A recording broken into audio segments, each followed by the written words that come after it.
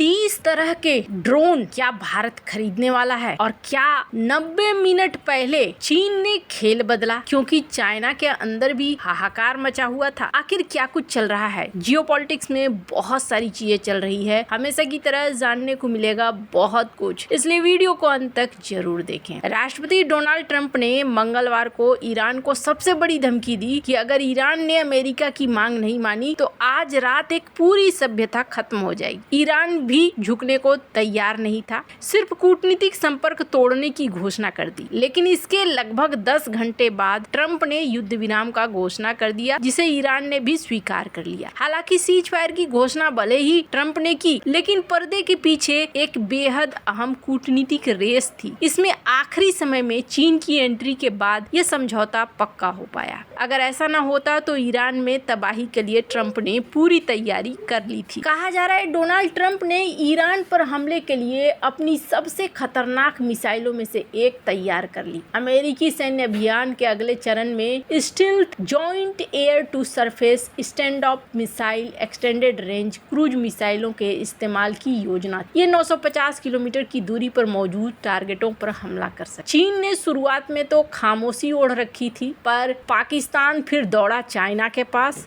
और फिर चाइना ने यहाँ ईरान से सीधे संपर्क साधा। क्यों साधा? क्योंकि अमेरिका ने क्या एक बड़ा फैसला ले ही लिया था। डोनाल्ड ट्रंप ने भी चाइना के रोल को माना कि हाँ, चाइना का इसमें रोल था। अब क्या फैसला था? पहली बात आपको बता दूं कि दुनिया इस समय ये देख रही थी कि नेपाल में दाम बढ़ रहा है, पाकिस्तान में दाम बढ़ रहा है और बांग्लादेश में डीजल पेट्रोल का दाम बढ़ रहा है। लेकिन चाइना में भी मात्र 15 दिनों में दूसरी बार पेट्रोल और डीजल की रिटेल कीमतें बढ़ाई गई। 7 अप्रैल को पेट्रोल 420 युआन प्रति टन और डीजल 400 युआन प्रति टन महंगा हो गया। पिछली बार भी इसी तरह की बढ़ोतरी हुई थी। हालांकि सरकार ने इस बढ़ोतरी को पूरी तरीके से नहीं लागू किया था, आधा कर दिया था। आधा खर्चा आम लोगों के ऊपर और आधा खर्चा सरकार के ऊपर। पाकिस्तान में, नेपाल में स्थिति बदली हुई थी। भारत की स्थिति सामान्य थी। भारत में जो घाटा हो रहा था वो तेल मार्केटिंग कंपनियां उठा रही थी, ये माना जा रहा है। तो यहाँ चाइना की स्थिति भी खराब थी और ऐसे में चाइना चाह रहा था कि जल्दी से जल्दी सीज फायर हो जाए और एक बार अगर ईरान तबाह हो जाता तो चाइना का पूरा सपना ही यहाँ टूटकर बिखर जाता। ये भी तय था क्योंकि वेनेजुएला पर कब्जा हो चुका था। वहीं दूसरी तरफ ट्रंप भी इस युद्ध से कहीं न कहीं निकलना चाहते थे, पर फिलहाल ये एक सीज फायर है। आगे क्या होगा ये कहना मुश्किल है। ग्लोबल टाइम्स की प्रवक्ता ने इस बात को थोड़ा टेढ़ा मेढ़ा तरीके से हैंडल करते हुए ये कहा कि 26 फोन कॉल हुए फॉरेन मिनिस्टर्स के बीच में और इसके बाद ये देखने को मिला है कि शांति हुई है। यानी चाइना भी फोन मिला रहा था, कभी ईरान को, कभी खाड़ी देशों को, और इस चीज को खत्म करने की कोशिश कर रहा था। अब ये युद्ध कौन जीता? इस युद्ध ने कुछ चीजें साफ की। चाइना और रूस अमेरिका के खिलाफ एक जुगलबंदी की तरह काम कर रहे थे। इसका एक उदाहरण देखिए। यूएनएससी में जब प्रस्ताव लाया गया कि स्ट्रेट ऑफ हॉर्मुज को खोला जाए, ईरान के खिलाफ ये प्रस्ताव था, तब चाइना और रूस ने यहाँ वीटो कर दिया और चाइना के प्रतिनिधि ने इस बात को कहा भी। इस वीडियो को सुनिए। China has vetoed this resolution. We don't think the resolution is balanced, and it doesn't even touch upon the root cause of the situation. And then in a very unbalanced manner, only accuse Iran. And also, I want to emphasize, in particular, the timing is very bad. We all heard what the U.S. president has said.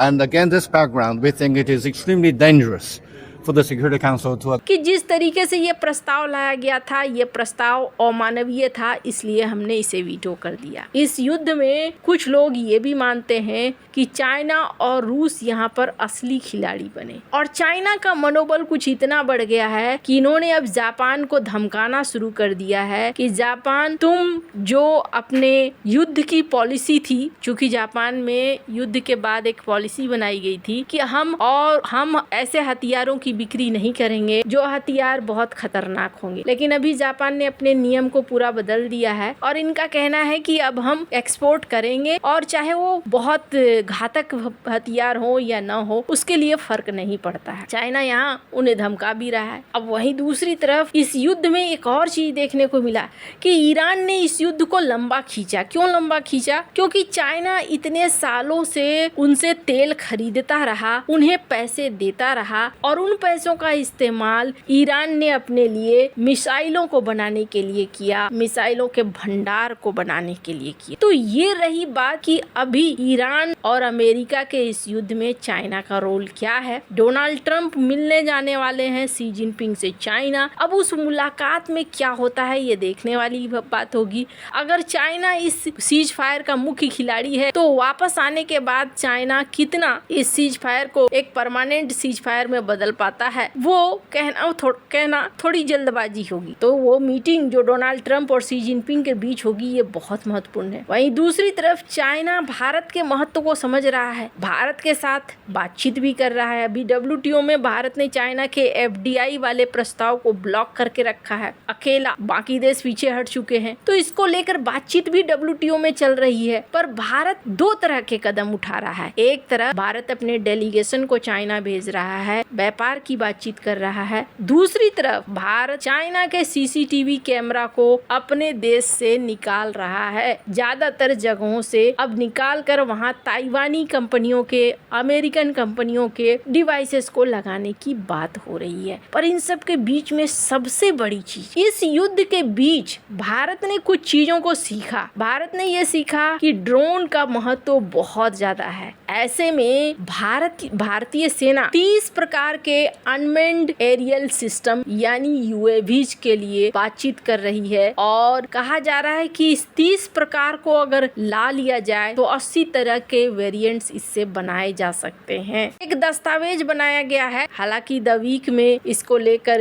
एक article भी छपा है, screen पर आप देखिए। वैसे सेना के deputy chief of army staff lieutenant general Rahul R Singh ने कहा था कि पाकिस्तान और चीन को अगर ये अत्यधिक गोपनीय दस्तावेज हासिल हो गया तो फिर मुश्किल होगी और वो हासिल करने की कोशिश करेंगे, क्योंकि भारत ने जो डॉक्यूमेंट सार्वजनिक तौर पर शेयर किया है एक लिमिटेड दायरे में शेयर किया है, जिसमें 30 प्रकार के ड्रोन बताए गए हैं जो भारत खरीदना चाहता है। वैसे यहाँ जो इन्फॉर्मेशन मैं दे रही हूँ ये इस आर्टिकल के हिसाब से दे रही हूँ। इस आर्टिकल में ये कहा गया कि सर्विलांस के 8 तरीके के, इसके अलावा कामिकाजी के 6 तरीके के, एयर डिफेंस के 3 प्रकार के, 11 प्रकार के खास रोल के, 2 लॉजिस्टिक टाइप के, तो अलग अलग तरीके के ड्रोन भारत मंगवा रहा है। क्योंकि भारत पाकिस्तान का हो या फिर लद्दाख गतिरोध हो या रूस यूक्रेन युद्ध हो या ईरान का युद्ध हो, यहाँ पर एक चीज तो जरूर दिख गया और वो है कि ड्रोन का महत्व आने वाले भविष्य में बहुत ज्यादा बढ़ने वाला है और युद्ध का एक प्रमुख निर्णायक हिस्सा ड्रोन बनने वाला है। खैर अब देखना होगा कि इस बदलते हुए ग्लोबल ऑर्डर में भारत किस तरीके से अपने पोजीशन को सेव करता है। आपको क्या लगता है, इन सब मामले में आपकी क्या राय है, कमेंट कर जरूर बताएं। जल्द मिलते हैं अगले वीडियो में नई खबर के साथ।